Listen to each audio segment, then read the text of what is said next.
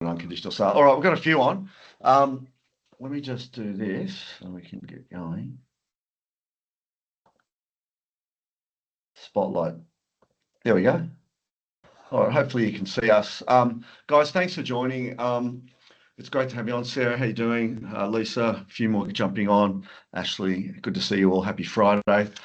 Look, really excited. I mean, if I'm just talking about O'Brien, the network for a minute, part of my role, Jason's role, it's about bringing on new officers, but part also is about retaining and also finding people that we can bring into existing offices. Want to welcome Rene. I want to welcome you to our network, mate, at O'Brien. Thanks, it's great to have you here, and really excited just to hear from you and share some of your insights. And we go back a fair way. We spent I spent 3 years at Rene Mawad, and then we spent a year working together at Ferntree Gully. Yeah. Rene was on track to write $2 million in the last year that we were working together. Through a whole bunch of different reasons, left ended up over at Jason doing over at Rene Mawad Ferntree, about 100 kilometres from his core area for his 9 years. I think you wrote 800,000 the first 8 months in Nairobi as well. Yeah. So I want to try and dive into everything here, talking about things like what does it actually take to be a high-performing agent? Talk about it's a marathon, not a sprint. Things around burnout. How do you actually navigate that, but still be in the go-go of real estate? And Brian White talks about the go-go of real estate, and I think it doesn't matter where you're at.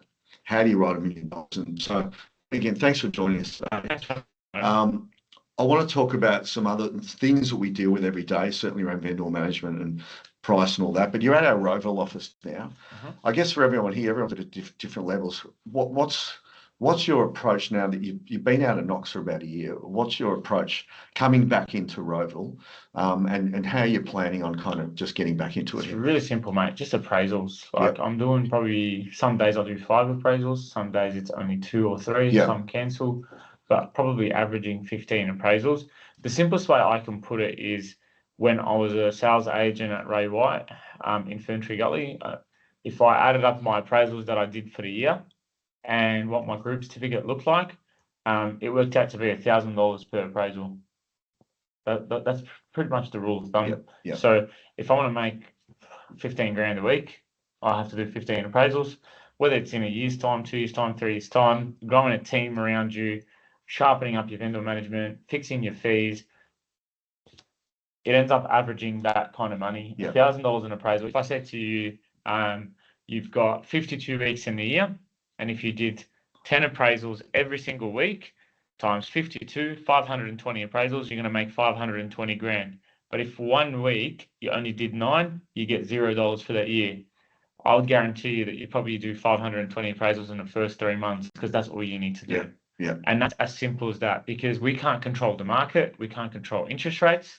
We can't control which vendor pulls out of the market, which vendor has a change and says, I don't want to sell anymore, mid-campaign, which one passes. We can't control that. But if we know we're going to conduct 520 appraisals the day we wake up on the 1st of January 2026, you don't care what happens in between. And it's just that we get hung up on that one deal or that one transaction when really we have 520 others. That's it, just numbers. Yeah. So you're looking to try and at least get 10 a week. At the moment, 15, because I'm really trying to fast track it. Yeah. I think that's probably the most important thing we're going to say in this whole conversation, because appraisals, they're not always that easy to get. But if you want to be a high performance agent, that's what you need to strive to. That's where you need to be. And then you make improvements along the way. Yeah. And having you don't want to do 15 appraisals, but turn up play, looking disheveled, your materials all over the shop. When you do 15 appraisals a week, you become systemized. You have structures around it to support that. So I've seen you, with a listing board with 20 listings on it, a team of 4, but you still found time to be out there doing appraisals. I know probably you went to the extreme at one point where you were doing 7 days, 7 nights. Yeah. I know you're trying to balance that a bit more now. Yeah. But Tell us a bit more about kind of how you did that. Mate, if you don't do the appraisals, you don't have the 20 listings on the board. Yeah. And you don't just want to have 20 listings on the board. You want to have 20 listings on the board that are auction listings. Why auction listings? Because you get to control days on market. Yeah. I wanted to always have an average days on market of 26, or let's call it under 30. Why? Because if my average fee is $15,000, if it takes me a month to sell it, that month per listing is worth 30 grand. Sorry, 15 grand. But if it takes me 3 months to process a listing in and out, and let's say it's a private sale, it falls over, it goes back to the market because it's not unconditional, and it takes 3 months, well, my fee's now gone from 15 grand a month to 5 grand a month because it's taken me 3 months to earn that 15. Yeah. Whether that 15 is mine and office share and everything else like it. So efficiency for me is one of my highest values in life. Yeah. So yeah, that's why I like auctions. So it goes back to the appraisals though. There's some homes that are probably appraised 3-4 times before they've come on the market after a 5-year stint. Yeah. But when I finally do get them on the market, you're going in unopposed. And I guess like something I learned very, very early on in my career was to be their agent before they need an agent. Yeah. You know, I have Bardia now, a young guy who's just joined us, and he doesn't sometimes see the value in the ones where they say they'll carry me out of here in a box. And I'm trying to explain to him that the people who say that, that's usually your best vendor, because in 10 years' time, in 5 years' time, you don't know what's going to happen. If they say that to another agent, that other agent is going to be as disappointed. Whereas if you take the approach of you never know, you stay in touch, they say that to everybody else. In 5 years' time, you're the only one in the door. You charge your fee, you get it priced right, you get your marketing, and it sells easily. And you average your 25 days on market, and you use that sale because it's priced right. You have multiple buyers, and you keep piggyback off it. Yeah. So it's just real estate's so interconnected. Yeah. You know. And you'll probably never hear me today talk about social media or, you know, flash marketing or nice cars and all that stuff that real estate agents only do to impress other real estate agents. Yeah. But you don't get much listings or business that way. So yeah. Well, let's stay on the appraisals for a bit longer, because you were 9 years in Knox before, went to Werribee for 12 months.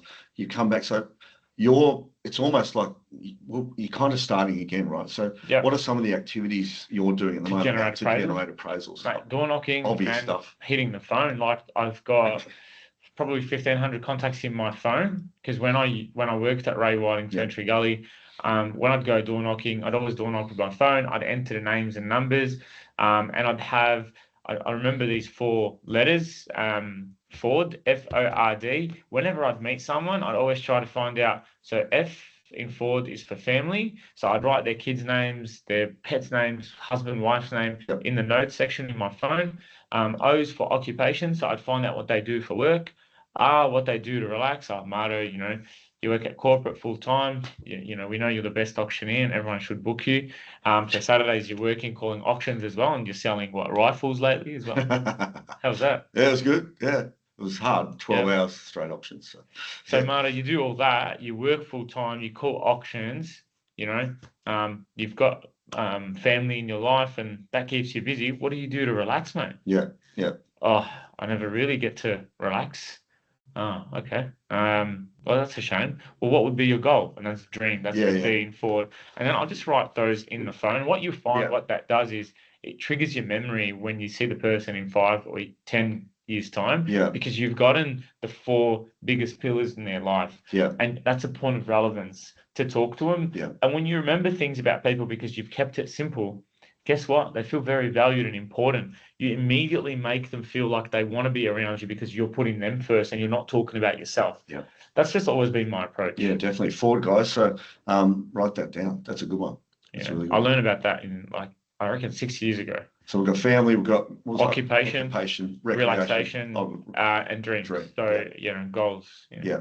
Definitely. And you just try to tie it in. I mean, don't just start quizzing people that when you first meet them on the street, because they think you're a stalker. But there's a way about it. Yeah. No, definitely. Well, that's really good. So I mean, obviously you're building up pipeline now. So talk us through kind of, you're obviously tracking at maybe 40, 50 appraisals a month. How's that kind of then filtering into pipeline? How are you finding that? So right now, mate, because they're talking to other agents, and that's the thing. Like, I almost don't like now business, because now business means that there was someone else doing to that client what I was doing for 9 years. Yeah. So someone who's been talking to them for a year or two, and what you give time to, time respects. So I understand now. I'm going in. It's the only way I can overcome to list it quickly and beat the other agent is I've either transacted with that client in the past, so they're a past relationship, and they wouldn't really want to work with someone else. Like in the last 12 months, people knew that I had gone from the area. They still rang me to ask who should they go with, because I had such a good relationship with them. So if I get any of that, that's a sure thing. Otherwise, it's buyers, playing the buyers. I've got the buyer for your property, and what I'm finding in the marketplace at the moment, and I can't believe I'm actually saying this, but the buy before you sell is actually the best vendor at the moment for me, because I have less listings and I need to find a way to create value in the marketplace over the agent that has the 5 to 10 listings, who doesn't have time to deal with the seller that needs to buy before they sell. That's where I come in at the moment. Like today, I'm actually taking 4 potential sellers through 2 listings that I've picked up off market that wouldn't go to the market. But what that does is it just creates, because pausing for a second, sellers don't think that what we do is prospect for potential sellers.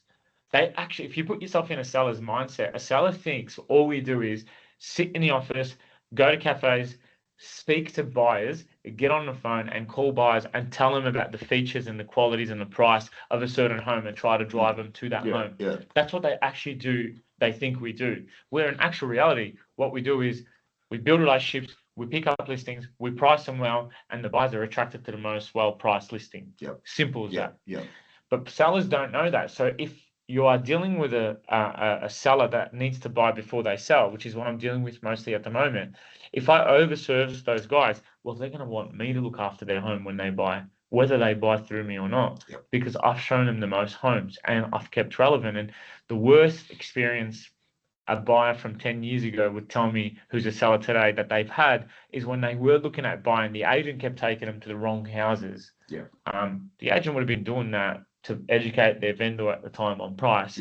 But the seller doesn't feel like they have a good experience, and they wouldn't want that agent representing them today, because they wouldn't want that agent bringing the wrong buyer through their home. And that's their psychology. The issue we have, the challenge we have as agents is we can't put ourselves in the seller's mind. We put everyone in our world, which I think in real estate is a mistake. So to answer your question, so it's buy before you sell right now. I'm focusing a lot on those, but at the same time, I'm nurturing relationships in the background and reconnecting with people who referred me a lot of business in the past. So going out, making a point to go and sit with them, whether it's a lunch, a dinner, a coffee, whatever it is, just going out to see them, reconnect with them. And I literally am saying to them, look, this is the situation. I'm back. I just wanted to reconnect with you. How's your kids? How's this? How's that? Blah, blah, blah, etc. Do you want to catch up? Do you need to know what your home is worth based on this result that just recently occurred? Market's picking up.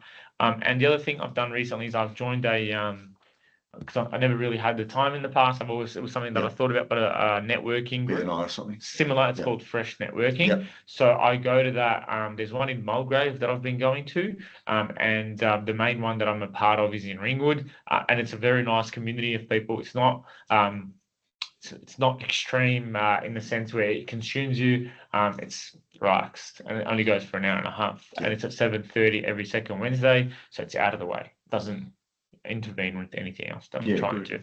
That's good. And look, that's good and well. So what about some of the new young agents? I've seen you do the 7 days, 7 nights thing. What does it take from a standing start? Mate, standing start, honestly, if I could turn back time, I wish I had a lot more fun with it. I would go and buy 2 suits, 2 pairs of shoes, 4 shirts, 2 ties, and I would literally dress in that outfit Monday to Sunday, and I would just get amongst the community, because when you're in your early 20s, your expenses are low. You've got so much energy. Yeah. You're never tired. You haven't developed bad habits yet through real estate. You know, you're fit, you're healthy, and you just work. Yeah. Like, I wish I could now not have any concerns other than to door knock and go and meet people. I would pick a farm with 1,000 homes in it.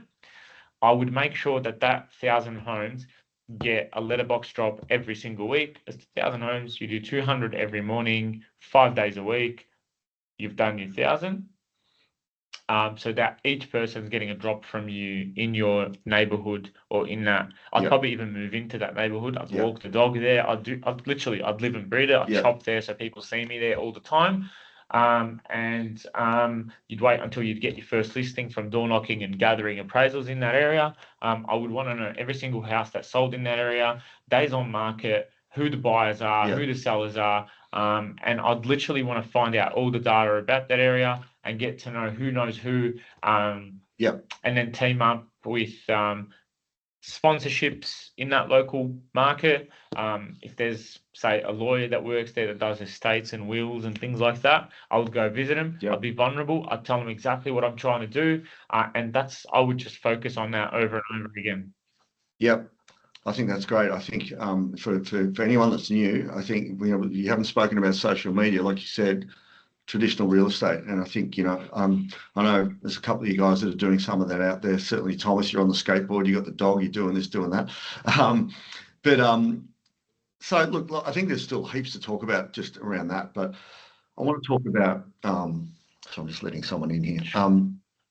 Let's talk about clearance. One thing I know about you, mate, is you always had the best clearance of stock in the office. And,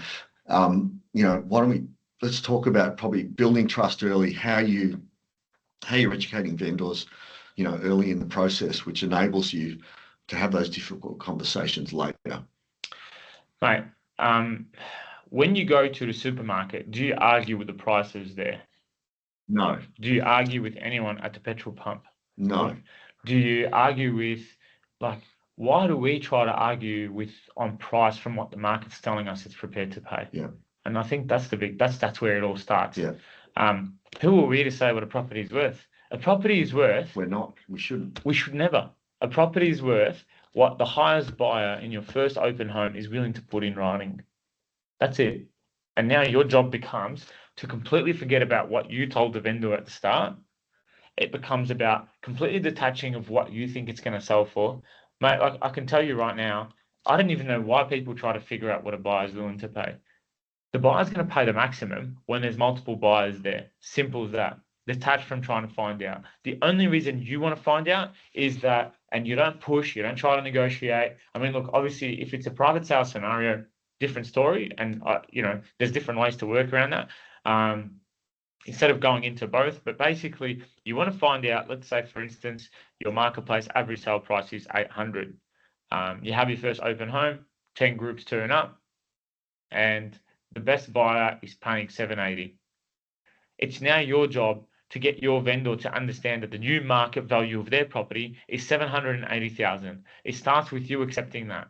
So giving a vendor pricing from someone who's so irrelevant, who's not going to buy it, who's not interested in the property, that just, I don't see the point in that, just to please them. You're not going to please them.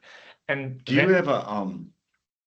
you ever give a personal opinion on price at any stage, or do you use data? So not even an appraisal. And the data of what's sold is so irrelevant. I tell vendors that, because why do we go and feed vendors data about what's sold when that person who bought that property has disappeared from the market? So not only is that sale not relevant, it's irrelevant because the buyer who bought it, who paid that price, is no longer in the market. We're not focusing on what's sold because of the seller. We focus because that's what a buyer was willing to pay at that time. Explain this to me, Mauro.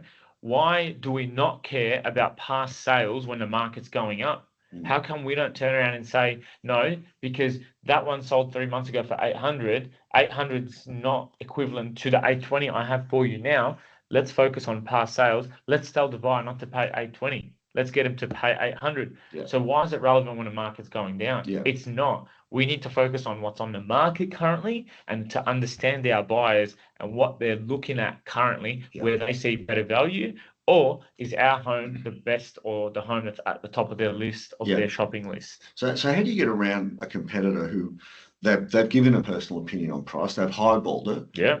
and you're coming in, you're not giving a personal opinion on price. Yeah. You know someone's highballed it, 1 million, and you think it's worth 850. Yep. How do you get around that? Simple. Can anyone control price? No, we can't. We know that, right? What can we control in the listing presentation? And we put that control in the vendor's hands. We can control pricing, how we put it on the market, because if we overprice our property, then buyers are just not going to turn up to our open, and they're going to choose another open home that is being conducted at the same time as ours. The second thing is we can control the method of sale that suits the vendor, suits their property, and we work together in that method of sale as a team. The marketing they choose for their property, what they take out, what they add in, the way they present their property, and the agent they choose. Outside of that, nothing else matters because you can't control it. That's all you can control. If you can control those 5 variables, you are going to create competition. And competition is the only way to get the buyer to pay above market value and to make them feel a price that they're uncomfortable to pay because it allows that fear of missing out to enter the equation. And that's what I base my presentation on. Oh, but such and such told us that we can get this much for our property. No worries. Let's pull the data. Oh, have a look at this listing. They had this listing between 1.2 and 1.3 because they told the vendor 1.3 at the start of the listing. And let's have a look here on RP data. Oh, it shows that after 30 days, they dropped the price to 1.1 to 1.2. And then after 65 days, it's dropped to $1.50 to 1.15. And after 93 days, it's sold for $1.075. And then I'll show them a few examples of that. Mrs. Vendor, after 93 days on the market, if you went to a listing and you knew, because now there's access to data, you can just ask ChatGPT, how long has this property been on the market? If you knew something's been on the market 93 days, would you walk in and pay the top end of the range? No. Why would you? There's no buyers. You know there's no buyers. When something's been on the market over 45 days or even 30 days, whether it's a private sale, whether it's an auction, as a buyer, you know they have not had a buyer in that price range. So why would I allow that vendor to put their property in a position where it's going to sit on the market past the 30-day mark? That's actually negligence. That is negligence on our part because we're costing that vendor money. Simple as that. No vendor wants their home to be that data. No. And if a vendor doesn't care about time on the market or days on the market, honestly, even though I'm at the rebuilding phase, I don't want them. Or I'll try to actually take buyers through. I mean, I would never disrespect a vendor. I would take buyers through and I will actually give them information on through buyers that are in the market to give them feedback. And obviously, look, I've got structure around how I manage my listings in terms of I have a set to sell meeting without fail with every single seller. I actually tell vendors at the listing time, I genuinely say this, and at the set to sell, I know we talked about price, I know we looked at comparables, but just remember, if at any point in time the market disagrees with anything we talked about today, I will be the first to tell you that. Do I have your permission? Yes, of course you do. So now in the future, when I give them feedback that doesn't align with what we talked about, they can't turn around and tell me we don't want to hear about it. Because at the start of the campaign, they gave me permission to give them information that doesn't align with their expectation. It's as simple as that. And you will. So you've already set all that up for the whole campaign. For the whole campaign. In the set to sell. For the whole campaign. And even look, there's always those anomalies, where you've got that vendor that just give is me crazy. The most difficult anomaly. I will literally turn around and I'll remind them about that, and I'll also tell them. And you know what, Mr. and Ms. Vendor, with all due respect, if I was an agent that couldn't have a difficult conversation with you about price, how do you expect me to have a difficult conversation with your buyer to ask him to pay an extra 50 grand if I can't have the same with you in reverse? It is the exact same concept. It's within the same. I believe if an agent that can't have a difficult chat with their vendors, I honestly don't think that agent can actually negotiate to get the best price out of a buyer. Because if they can't have a challenging conversation with a seller, they can't have it with a buyer. Yeah, because I think that's really, really important because, simple as that. you know, I think we can become vendors' friends, and I'm not hearing you becoming a vendor's friend in any of this. Mate, I sold a property in Footscray in Ballarat Road on Monday after it passed in at auction. This property was on the market with 2 agents in the past. Every agent told the vendor he's going to get over $1 million. He hates those agents now because they mistreated him, and he was very, very apprehensive at the beginning of the campaign. I sold it for 800,000 on Monday, 200 grand below where he started with me 30 days ago. Yeah. I can put him on the phone right now and he will tell you how happy he is with me and how much he loved my service and how upfront I was. Mate, that's a 20% price reduction. Yeah. Right? But it's not because I forced it into, I literally just guided him through there, worked with him, over serviced him, and did all the right things. And things that vendors love the most is an agent that does what they say they're going to do, because there's no shortcuts in real estate. And what happens when we take shortcuts in our vendor management, in our buyer management, in our prospecting, in our pipeline management, in any aspect of real estate, we take shortcuts because we're impatient and we want to get paid the fee for doing less work. But lying, all it does is it's just going to put you in a position where you're going to have to lie again to cover up for your first lie. Yeah. And before you know it, that bubble is going to burst because you're just constantly putting band-aid fixes, and eventually you leave the vendor with a sour taste. Yeah. So I mean, all I've got in my mind is get permission at the start. that's it. Yeah. That's it. Yeah. So I think it's really good. Yeah. We'll get to questions in a second. I know there's one there. Look, there's so much to talk about. We're already kind of half an hour in. I don't know how we got there so quickly. So we've talked about appraisals, talked a little bit about, I guess, vendor and price management. What else are you looking to do? You know, obviously you've come into Roval again. It's great to have you on the network. What are the kind of some of the negotiation techniques? I think we've kind of touched a little bit on that. What would be your 3, I guess, non-negotiables for consistent success? Reading. Yep. Listening to audiobooks, like you and I talk about that a lot, Marto.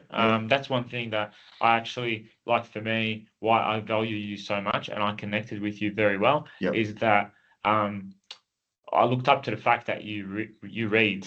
No offense, if someone doesn't read, doesn't educate themselves, I can't look up to that person and see them as a leader. I simply can't, because that's someone who's stagnant. And if I read 10 times more books than them, then I'm going to overcome that person. And I'm not here to tell you go pick up books or whatever, but you should at least have some form of education in your life. Oh, definitely. In fact, guys, the latest one, which the 48 Laws of Power. 48 Laws of Power. You want to get into that one, guys? It's pretty powerful. Got to be careful where you use it. I've had leaders in the past tell me read this, read that, but I've never seen them read. What, you know what I mean? But anyway, that's beside the point. That is the number one thing. Energy is massive in our industry. So participate in things that give you good energy. And by good energy, I'm not talking about ego energy, false sense of self, or arrogance. No. Like for me, when I read or I listen to good books, it puts my mind in a very positive state, but it doesn't give me that outrageous, jumpy energy. It's that level energy. Physical fitness and health and eating well, that gives me a steady stream of energy through the day. But if I have sugar, I feel good for 5 minutes, then coffee, and I'm up and down like a yo-yo. That's not good energy. So good conversations with good people, good food, lots of water. A client of mine recently said to me, and he's so right, because he's going through this similar journey. He said, just drink lots of water. It just grounds you. It just calms you down. And it's so true. Re-levels you. And just good activities, being around good people. Are you 100% auction? Oh yeah, 100%. Of course, 100%. Yeah. Of course. Yeah. How do you collect bidders? What's your, I mean, obviously I call a lot of auctions. It's not easy to collect bidders. We can get caught up in online reports and all this stuff. But at the end of the day, I'm going to stop you right there. Like, as a buyer, would you prefer to buy a property? Because we're not going to just sell the property to that one buyer without including the other buyers. Of course not. Reality is, if there's multiple buyers on the property, there's 2 ways to conduct the sale. No transparency, full transparency, level playing field.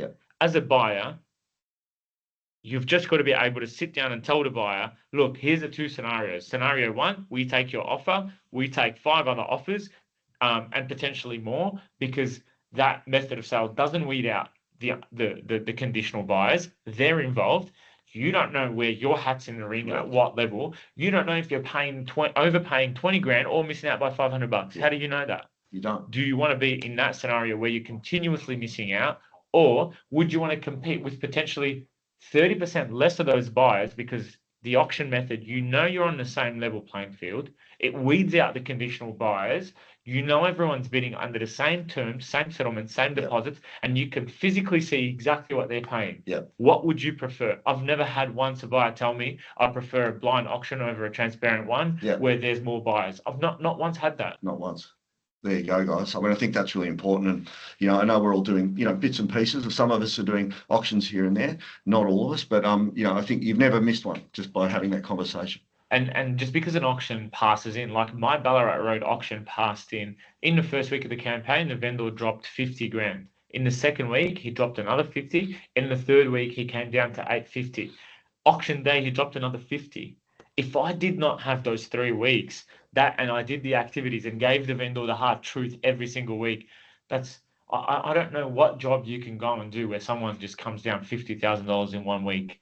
And that is contributing to the auction method, because you're trying to get the vendor to approach an outcome in 4 weeks' time. And if it passes in, it's not a bad thing. You've just realigned your vendor, and now your property is a lot more sellable. Had you had a private sale sit on the market 30 days, the vendor wouldn't have come down that much in dollars in that 4 weeks. Where things go wrong, it's not the method of sale, it's the person sitting behind the ship that's guiding the campaign in that direction or that direction. It goes back to us. We're the pilots. I think you've touched on this, collecting bidders.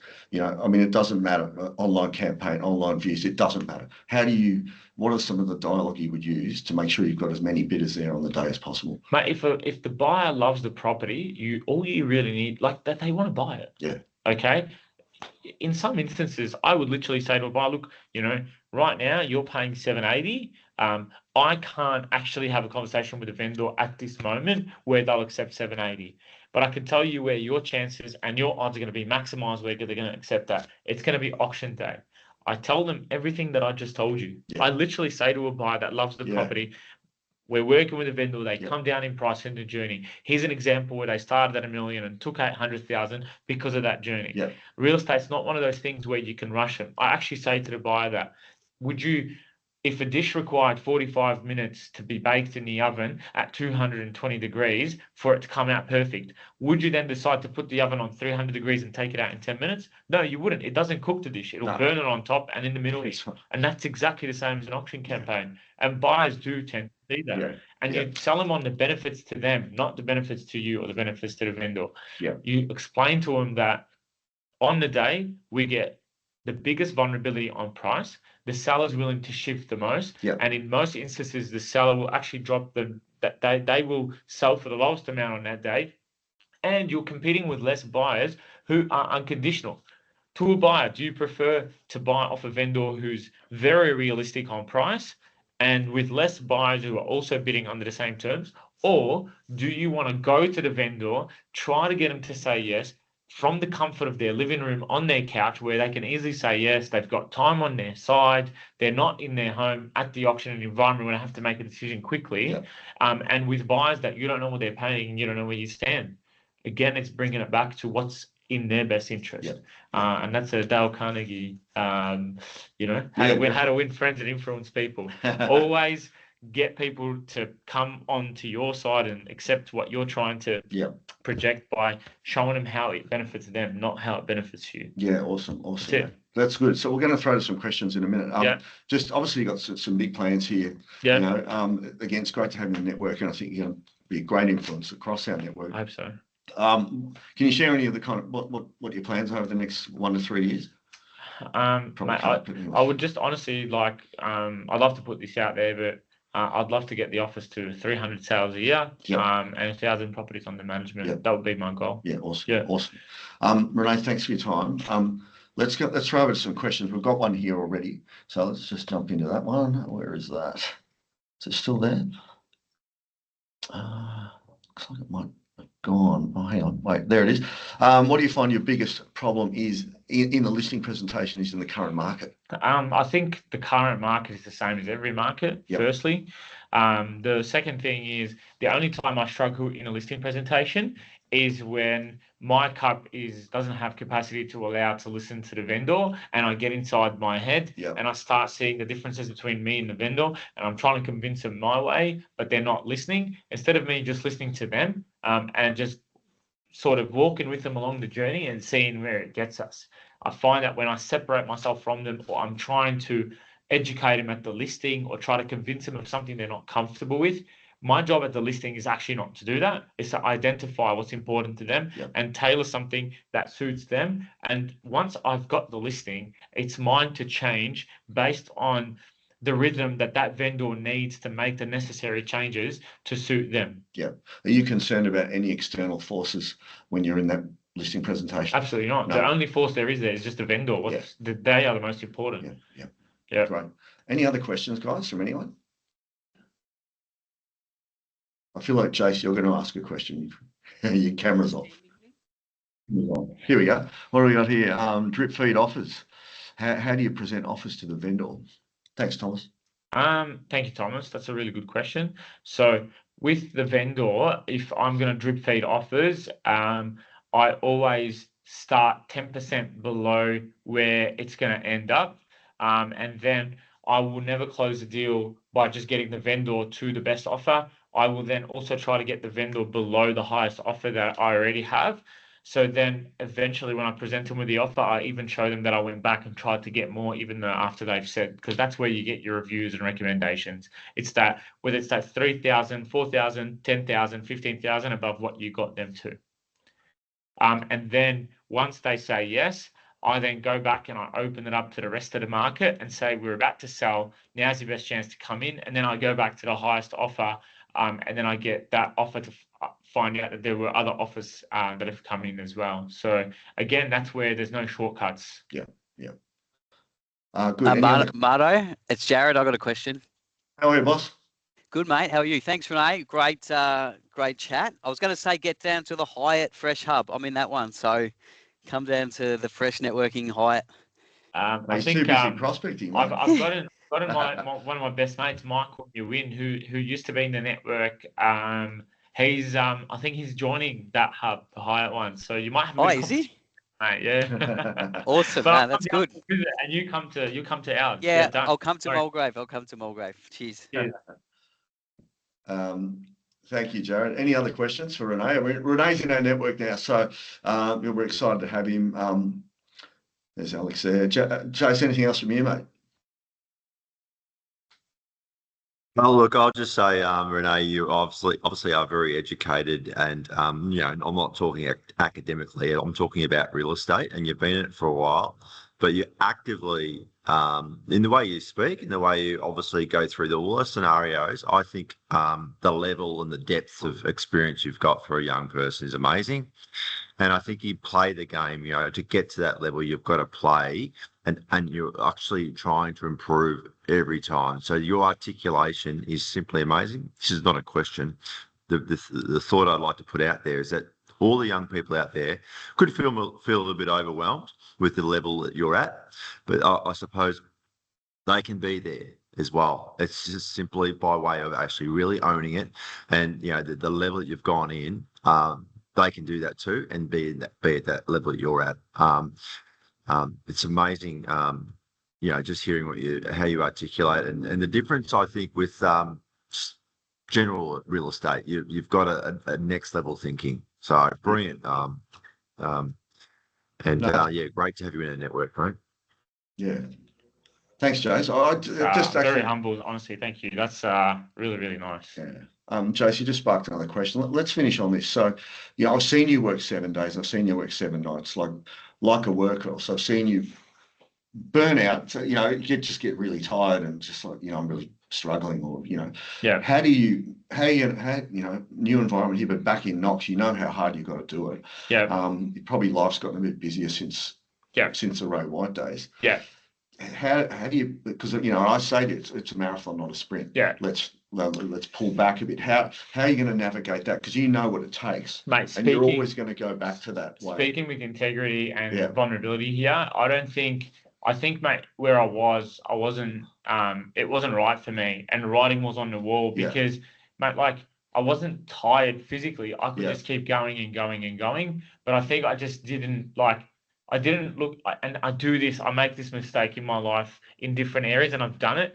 I always wait for things to blow up in my face Yeah. before I realize, okay, I need to make a big change. Yeah. Because there's no use in flogging a dead horse. One of my favorite sayings. Seriously, it was just like I needed to step into a different part and in the journey, and like I wanted to be the #1 real estate agent in Ray White for highest gross comp. Yeah. And I was chasing that, and I just wanted to get to that, and all that was going to satisfy is an ego for me. It wasn't actually going to make me a better person. Yeah.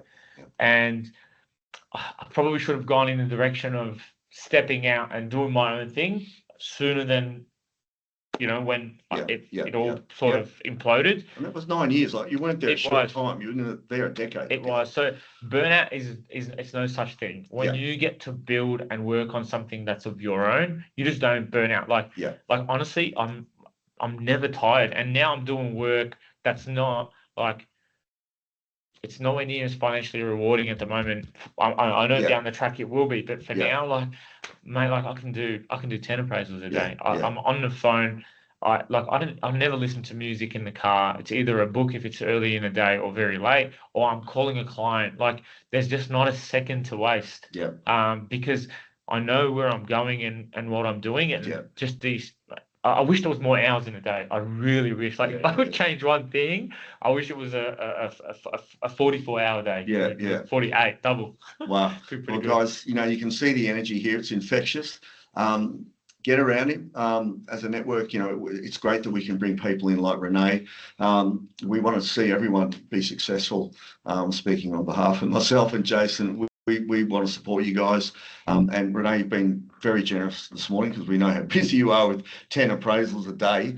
But mate, thanks for joining, and thanks for being a part of the network. Thanks, Martin. Thanks for everything you and Jason do as well. I appreciate you guys. Thanks, guys. Have a good Friday. See you guys. We'll talk again. Take care. See you. Thanks for joining. See you all. Bye. That was good. It was good. Fantastic. Let me just turn this off. Hang on. Chase, you can come back on if you want. Hang on.